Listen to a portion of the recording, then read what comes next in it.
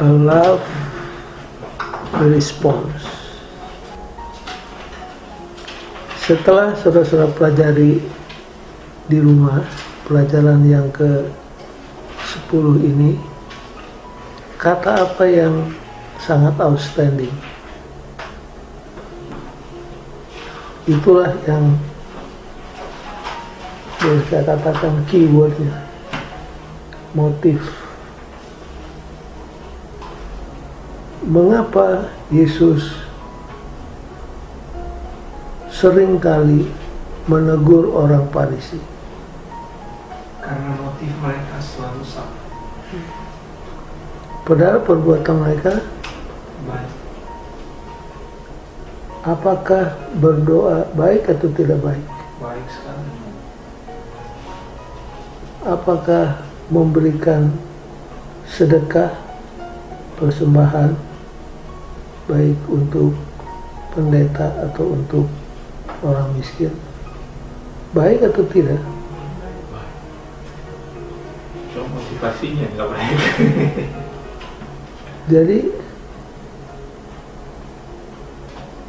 kesimpulannya apa? Perbuatan baik, Harus disertai dengan motivasi yang baik. perbuatan baik sekalipun, kalau motifnya salah, jadi apa? Salah. Jadi salah. Kasih contoh. Diulang-ulangi contoh itu. Yang paling jelas di mana? Di dalam Alkitab. Matius pasal 6. Jikalau kamu memberikan persembahan, Yesus bilang apa? Kalau kamu memberikan persembahan, apa katanya? Jangan tiup. Apa hubungannya tuh? Seperti Pamer-pamer, jangan. sepintas lalu seperti tidak nyambung. Coba buka Matius 6. Dek boleh baca ayat 1. Perhatikanlah sedekahmu, supaya jangan melakukannya di hadapan manusia, sehingga dilihat oleh mereka. Dan jika tidak, kamu tidak memperoleh pahala di hadapan Bapamu yang di surga. Terus, Oleh karena itu, ketika engkau memberi sedekah, janganlah engkau mencanangkannya di hadapan sebagaimana yang orang-orang munafik lakukan di dalam sinagog dan di jalan-jalan, agar mereka dimuliakan oleh manusia. Sesungguhnya aku berkata kepadamu, mereka telah menerima pahalanya. terus, Namun engkau selagi memberi sedekah, janganlah biarkan tangan kirimu mengetahui apa yang tangan kananmu lakukan. Sehingga sedekahmu itu ada dalam ketersembunyian, dan Bapamu yang melihat dalam ketersembunyian, Dia sendiri akan membalas kepadamu dalam keterbukaan. ini bicara tentang apa seluruhnya? Motif. Orang Farisi memberi derma, memberi persembahan supaya apa? Dilihat orang. Supaya dilihat. Dan kalau orang lihat, untuk orang memuji. Jadi apabila kamu melakukan pekerjaan yang charitable, yang penuh kemanusiaan, jangan bunyikan apa? Trompet. Ya kalau sekarang di gereja nggak ada trompet. Yang ada apa? Tepukan tangan. Sehingga mereka dapat pujian dari apa? Manusia. Tetapi kamu apabila memberikan persembahan, biarlah apa yang dibuat tangan kanan jangan diketahui tangan kiri. Maka Bapamu yang melihat in secret akan memberikan upah bagimu secara terbuka. Baca terus ayat 5. Dan ketika engkau berdoa, janganlah menjadi seperti orang-orang munafik, karena mereka suka berdoa dengan berdiri di dalam sinagog-sinagog dan di sudut-sudut jalan raya, sehingga mereka terlihat oleh manusia. Sesungguhnya aku berkata kepadamu bahwa mereka telah menerima pahalanya. Dan engkau ketika engkau berdoa, masuklah ke dalam kamarmu dan tutuplah pintunya. Berdoalah kepada Bapamu yang ada dalam ketersembunyian. Dan Bapamu yang melihat dalam ketersembunyian, Dia akan menjawab engkau dalam keterbukaan. Jadi sama dengan di atas, bicara tentang motivasi. Kata yang diulangi, to be seen by man, supaya dilihat orang.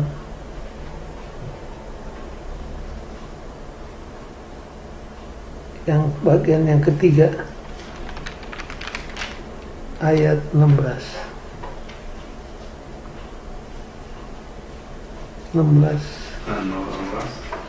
Dan ketika kamu berpuasa, janganlah menjadi seperti orang-orang munafik yang muram, karena mereka mengubah air mukanya sehingga mereka terlihat sedang berpuasa oleh manusia. Sesungguhnya aku berkata kepadamu, bahwa mereka sedang menerima pahalanya.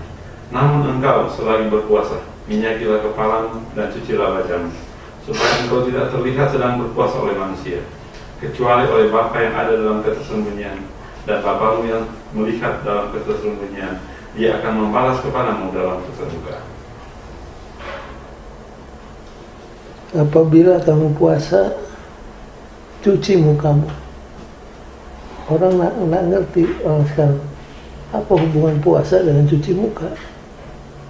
Karena orang-orang Parisi kalau puasa mukanya nggak dicuci supaya kelihatan sedih. Oh, santri sedang apa? Puasa. Jadi sedekahnya, doanya, puasanya dilakukan in public supaya dilihat dan akhirnya dapat pujian. Jadi berdoa itu baik, memberi sedekah baik, puasa juga baik, itu semua upacara agama. Tapi kalau motifnya keliru, yang baik dari mana? Jadi salah. Jadi nggak baik.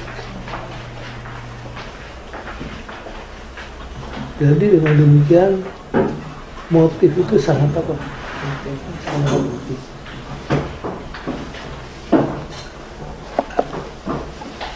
Jadi mereka berbuat baik, ini dia yang diulang-ulang, supaya dilihat orang, supaya dilihat orang. Bagaimana kita di gereja? Apakah ada perasaan supaya dilihat orang?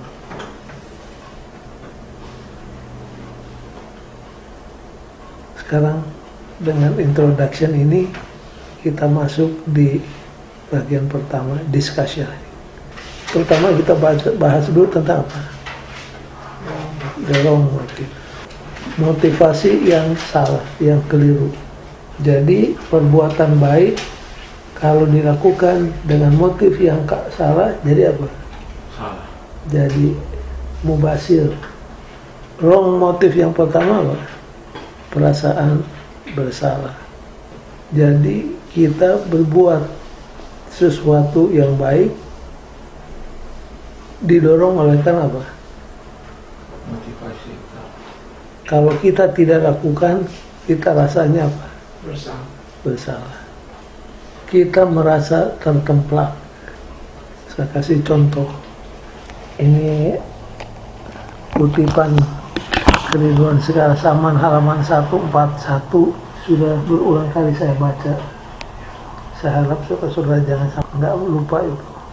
Di buku Kerinduan Segala Zaman, bahasa Inggris halaman 141, paragraf 2, seseorang ngomongnya keras. Dengarkan. Ada orang-orang, there are those who for a lifetime have professed to be acquainted with Christ, yet who have never made a personal effort to bring even one soul to the Savior.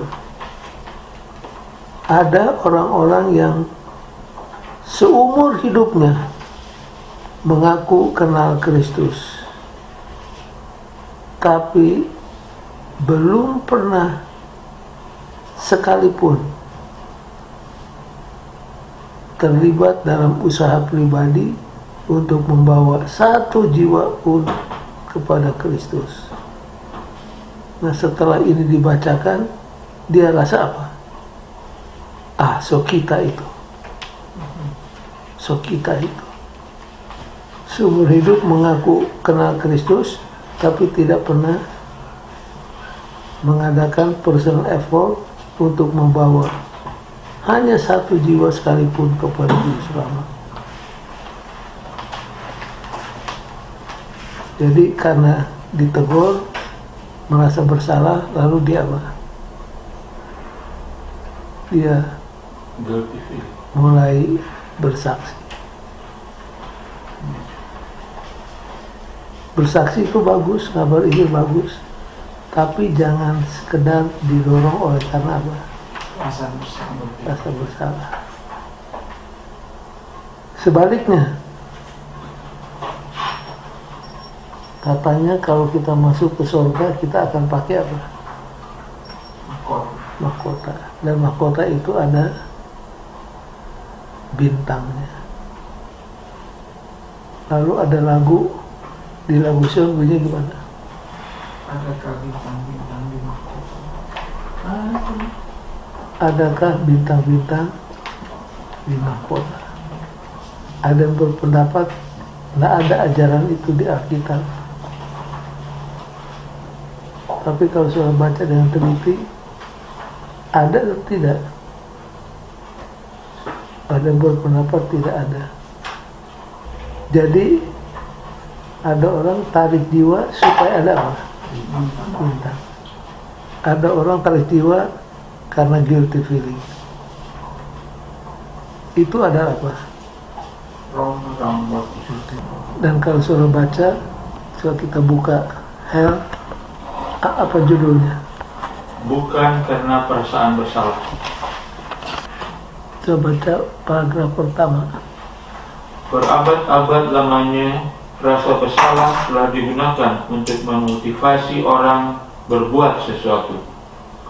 Pemimpin penginjilan sering mengingatkan bahwa Allah telah memberi kita tanggung jawab dan kita harus menggunakan talenta yang diberikan Allah kepada kita. Kita belajar bahwa Allah dan gereja sangat berharap kepada kita. Jika Allah telah melakukan banyak hal untuk menyelamatkan kita, bagaimanakah mungkin kita tidak turut aktif dalam penginjilan? Semua ini berusaha membuat kita merasa bersalah dan berhutang kepada Allah. Motivasi yang demikian rupanya justru menghambat kesuksesan saat kita mencoba untuk mengalihkan fokus kita dari apa yang Allah telah lakukan menjadi apa yang harus kita lakukan. Jadi akibatnya apa?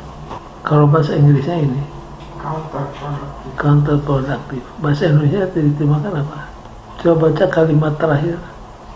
Motivasi yang demikian rupanya justru menghambat kesuksesan saat kita mencoba untuk mengalihkan fokus kita dari apa yang Allah telah lakukan menjadi apa yang harus kita lakukan. Jadi kalau kita menarik jiwa hanya karena didorong rasa bersalah, hanya supaya dapat bintang di mahkota, jadi gimana? Seringkali ini menghinggapi kita tanpa kita sadari.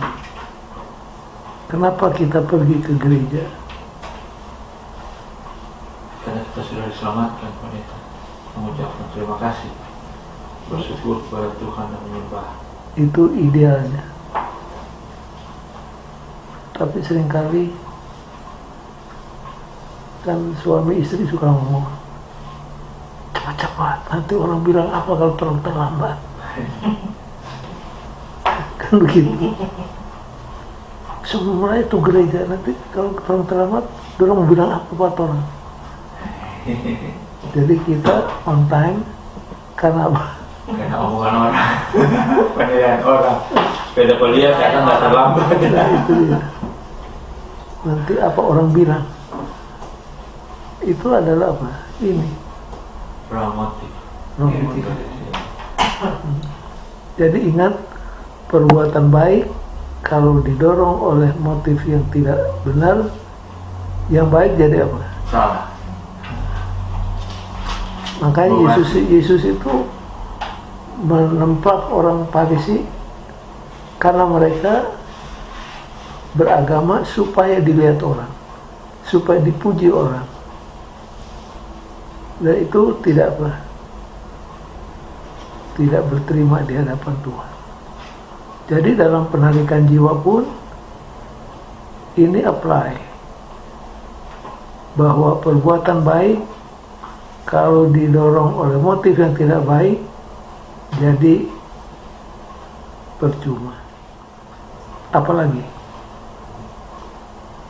menurut pelajaran di sekolah sahabat, wrong motif itu yang pertama perasaan bersalah, yang kedua yang mana? Next please. Hari Rebo. Hari Rebo judulnya apa? Perangkap legalisme. Perangkap legalisme. Saudara-saudara sudah berulang kali belajar tentang artinya legalisme, dan sekarang sudah pasti saudara-saudara bisa memberikan definisi daripada legalisme. Nah, definisi yang diberikan di pelajaran sekolah sahabat in principle sama, cuma ada sedikit variasi perbedaan. Apa definisi legalisme menurut pelajaran sekolah sahabat kita hari ini? Coba buka Hari Rebo paragraf kedua. Legalisme dalam kamus kekristenan menggambarkan sikap orang yang mempercayai bahwa penurutan mereka terhadap kehendak Allah sedikit banyak telah mempengaruhi Allah untuk membenarkan mereka. Sudah tentu, meskipun kasih karunia Allah tidak menghilangkan harapannya akan penurutan kita, keselamatan itu didasarkan pada kasih karunia saja dan tidak ada yang lain. Sesungguhnya tidak ada lagi yang dapat kita lakukan. Biasanya kita mendefinisikan legalisme sebagai satu kepercayaan. Di sini bukan kepercayaan, satu apa? Di sini disebut an attitude. The attitude of those who believe that their obedience to God will somehow cause Him to justify them in His sight. Jadi in prinsipal sama, bahwa supaya selamat kita harus apa? Menurut. Supaya selamat kita harus narik jiwa. Itu adalah apa? Legalisme. Apa salahnya kalau orang mengatakan kita menurut supaya selamat? Jadi kalau kita selamat ya karena Perbuatan kita. Ini bisa spiritual pride. Itu dia. Larinya ke sini, larinya ke sini. Kalau kita punya motivasi adalah ini legalisme, larinya akan ke sini.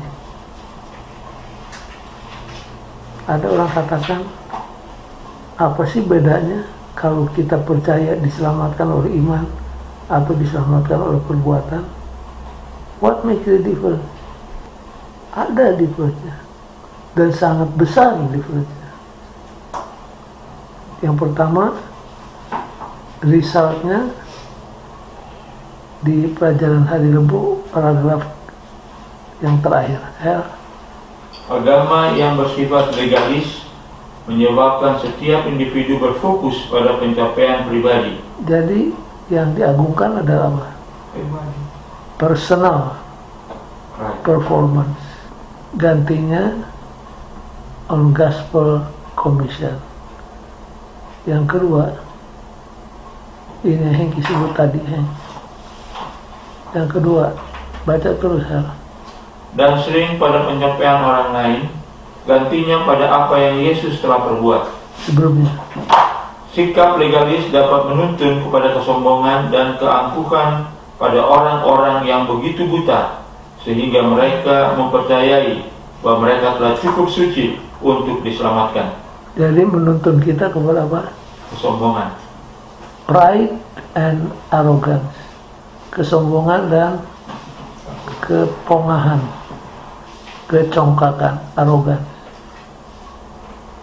Lalu yang ketiga, lebih buruk lagi, sikap legalis dapat menuntun kepada kekecewaan dan putus asa bila mana orang menyadari betapa jauh mereka dari standar ilahi. Kedua hal tadi merupakan jerat yang patut dihindari, khususnya oleh gereja kita, di mana penurutan pada hukum Allah menjadi hal yang utama bagi pengertian kita tentang Injil dan segala sesuatu yang berkaitan dengannya. Oke. Jadi saudara-saudara sudah lihat bahayanya apa? Legalisme itu merupakan satu perangkap trap yang bisa membuat kita menjadi sombong, congkak, dan akhirnya menuntun kita kepada despair and discouragement. Itu adalah dua dari sekian banyak motif yang keliru untuk melayani pekerjaan Tuhan. Jadi bagus kita melayani pekerjaan Tuhan di gereja, tapi kalau motifnya keliru, jadi apa? Jadi keliru. Kalau gitu motifnya harus yang bagaimana? Nah sekarang masuk ke bagian 2. Bagian pertama tadi judulnya apa? The wrong motives. Bagian kedua apa? The right motive. Motivated to serve. Didorong, dimotivasikan untuk apa? Melayani. Kasih selalu menuntun kepada apa? Action. Kasih yang sejati selalu menuntun kepada perbuatan. Ada statement mengatakan, we can give without loving. Kita bisa memberi tanpa mengasihi. But we cannot love without giving. Di pelajaran hari Selasa, paragraf yang kedua. Hari Selasa, paragraf kedua L. Betapa ajaibnya juru selamat kita yang rela menyerahkan hidupnya karena begitu besar kasihnya kepada kita. Inilah contoh yang paling nyata, karena orang yang mengasihi didorong untuk melakukan sesuatu bagi orang yang dikasihinya. Apakah yang terjadi jika Yesus mengucapkan janji kasihnya kepada kita dari surga namun tetap tinggal di surga? Apakah yang terjadi jika dia hanya mengumumkan kasihnya namun tidak membuat janji apapun untuk kita? Karena demikianlah Allah mengasihi sehingga apa? Karena anak yang tunggal, supaya manusia percaya tidak binasa dan memperoleh hidup yang kekal. Karena Tuhan mengasihi, maka ia apa? Berkorban. Memberi. Jadi Tuhan memberi didorong oleh karena apa? Kasih. Kita juga seharusnya demikian. Masih ingat di dalam Alkitab Perjanjian Lama ada dua orang yang begitu bersahabat sehingga saling mengasihi. Siapa itu? Daud dan siapa? Dan Jonathan. Masih ingat apa yang diperbuat oleh Jonathan? Coba buka 1 Samuel pasal 20 ayat yang ke-17. Dan Jonathan menyuruh Daud sekali lagi bersumpah demi kasihnya kepadanya, sebab ia mengasihi Daud seperti dirinya sendiri. Apa yang dibuat? Jadi kasih menuntun kepada apa? Perbuatan. Perbuatan.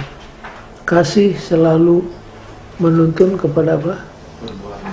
Love leads to action. contoh yang paling hebat adalah Yohanes 3 ayat 16. Karena Tuhan mengasihi, actionnya apa? Memberikan anak yang tunggal. Memberi. Oke, sekarang kita masuk yang kedua. Kalau kita mengasihi, akan berakibat pada apa? Sekarang baca Sister White punya kutipan di Acts of the Apostle halaman 261. Ya, pertanyaan untuk didiskusikan. Pengertian apakah yang diberikan oleh kutipan berikut mengenai hubungan antara kasih pada Allah dan melayani Dia? Hubungan antara kasih dan service, ya. Orang Kristen yang waspada adalah orang Kristen yang bekerja, berusaha dengan rajin untuk melakukan segala perkara dalam kuasanya demi kemajuan Injil. Sementara kasih akan penebusnya bertambah. Demikian juga halnya dengan kasih kepada sesama manusia. Alfa Omega, jadi 7 halaman 220. Terus nomor 3. Mereka yang tidak pernah mengalami kasih Kristus yang lembah lembut dan menarik itu tidak dapat memimpin orang-orang lain kepada mata air kehidupan. Kasihnya dalam hati adalah kuasa yang memaksa, yang memimpin manusia untuk menyatakan dirinya dalam percakapan, dalam roh yang lemah lembut dan menaruh kasihan, dalam mengangkat kehidupan dari mereka dengan siapa mereka bergaul. Pekerja-pekerja Kristen yang berhasil dalam usaha mereka harus mengenal Kristus, dan supaya mengenal Dia, mereka harus mengenal kasih-Nya.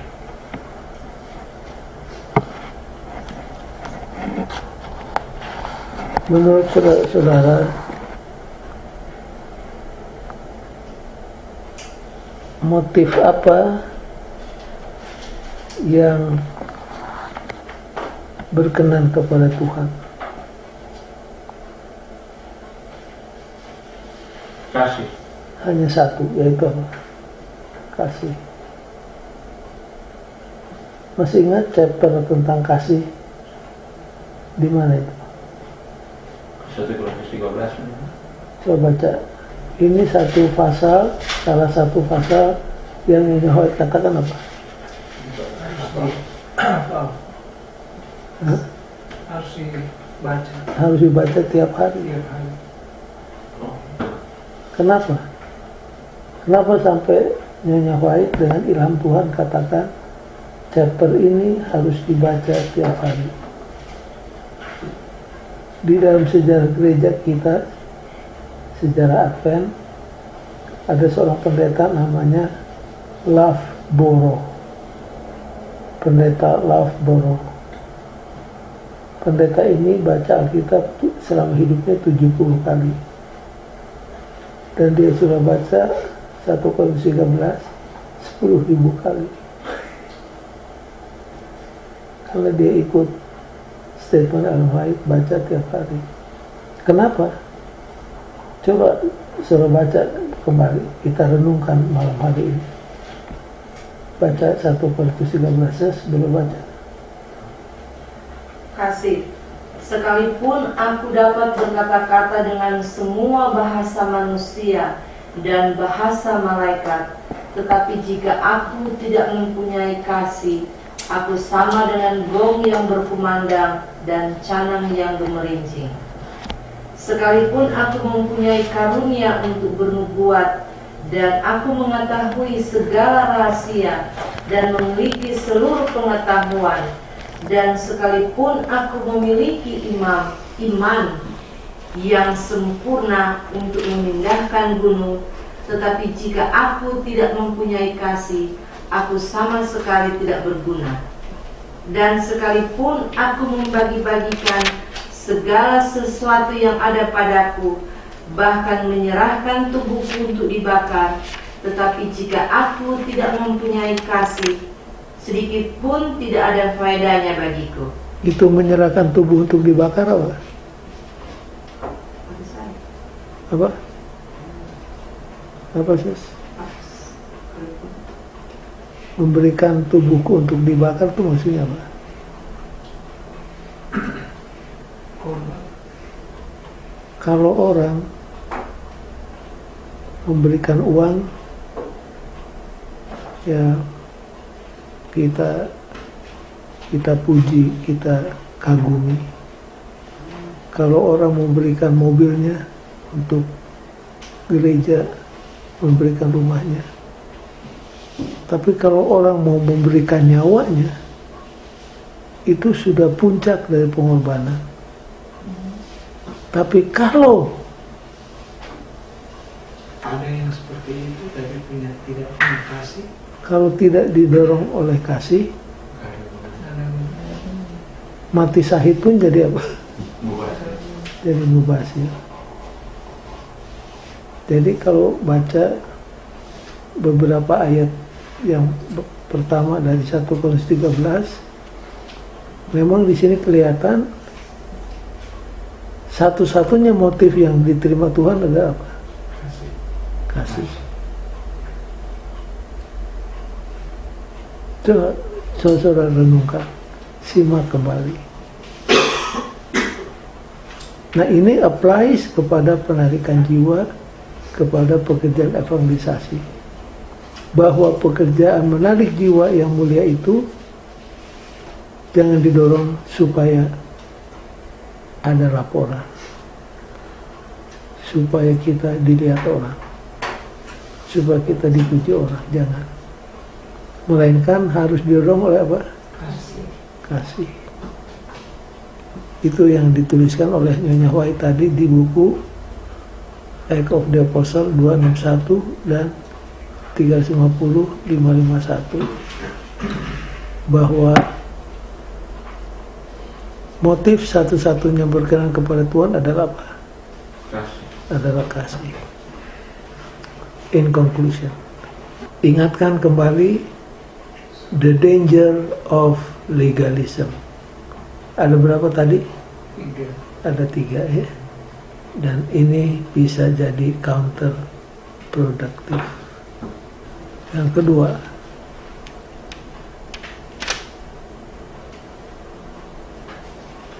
our motive to serve is the most important. Jadi akhirnya yang penting adalah apa? Motif. Perbuatan baik kalau didorong oleh motif yang keliru, jadi apa?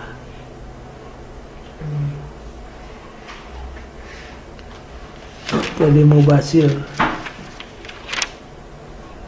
Yang ketiga, love, agape, should be the motive in serving God.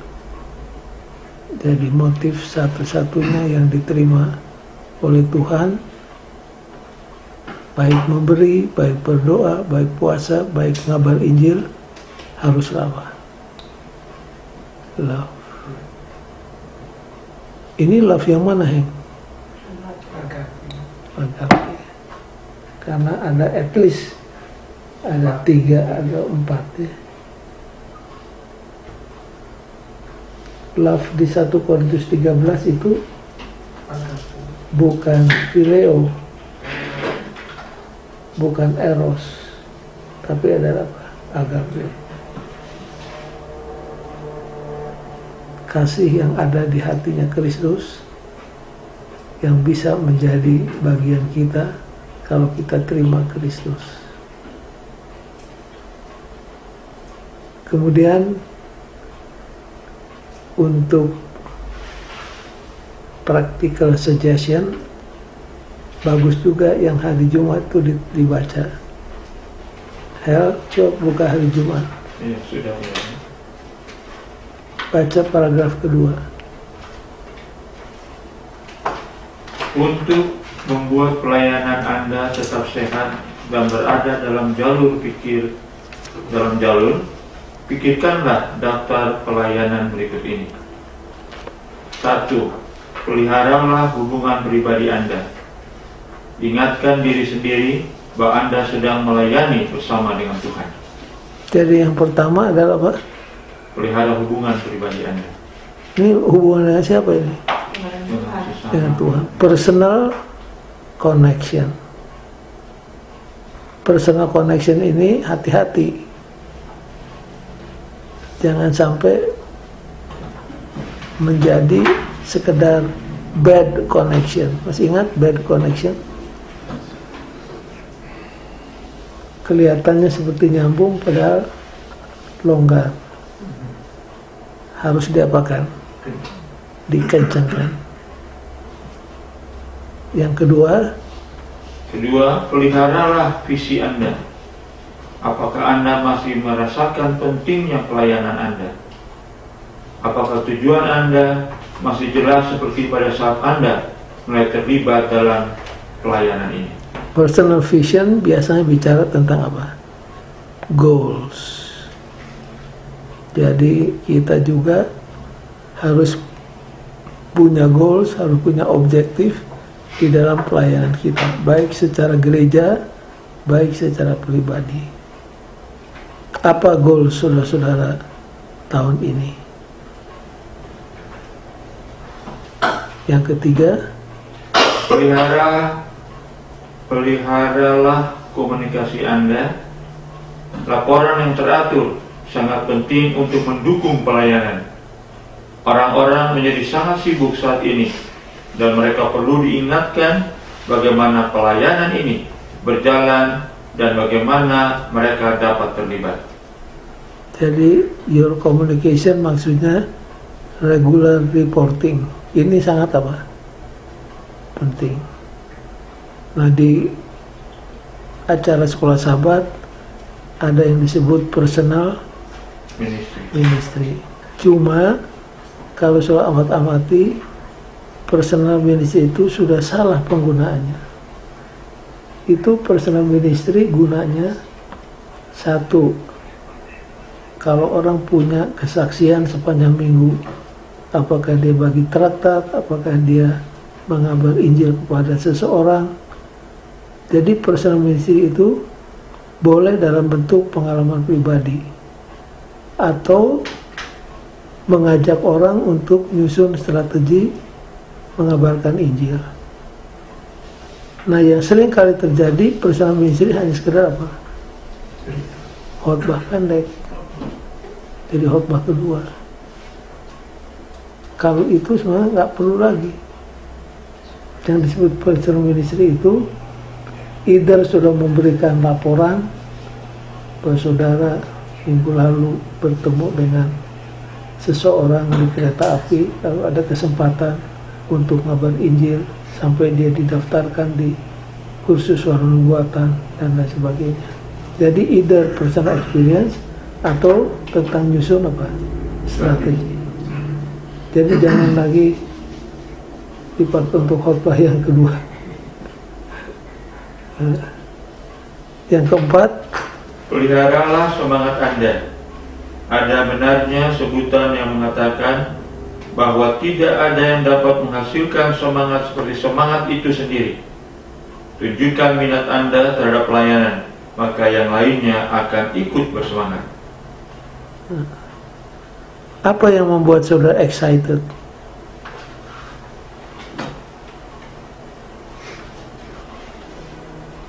Kalau orang Amerika excited kalau melihat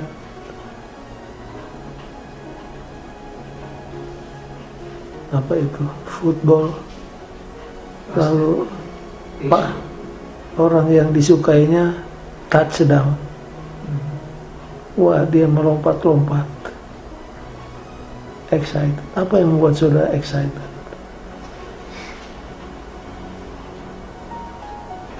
Di sini dikatakan maintain your enthusiasm.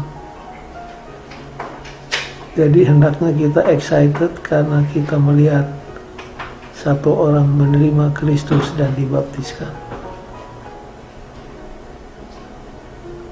Kelima, yang terakhir, peliharalah fokus Anda. Jangan menyimpang untuk mengerjakan tugas-tugas lain atau program-program yang akan menghabiskan waktu dan tenaga yang dibutuhkan oleh pelayanan Anda saat ini untuk dapat bertahan dan berkembang. Kalau tidak hati-hati, gereja kita secara kolektif bisa sidetrack. Gereja didirikan untuk apa? Penginjilan, untuk menjadi agen keselamatan. Tapi umumnya gereja sekarang ini fokusnya sudah apa? Sudah menyimpang, sudah istilahnya sidetrack, dan harus dibawa kembali kepada jalur yang sebenarnya. Jadi 5 ini adalah practical tips untuk berhasilnya gereja di dalam evangelisasi dan penginjilan.